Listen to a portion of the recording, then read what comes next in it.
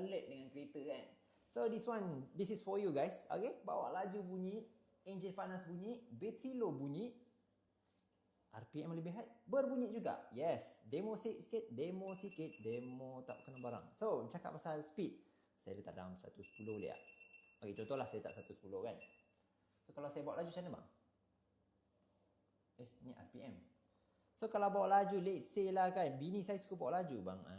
Saya punya kawan suka bawa laju kereta saya ni. So, macam ni lah rupa dia. So, kalau dia bawa slow bang, dia hilang. Kalau bawa laju ni, dia bunyi. Yes, dia akan bunyi lagi.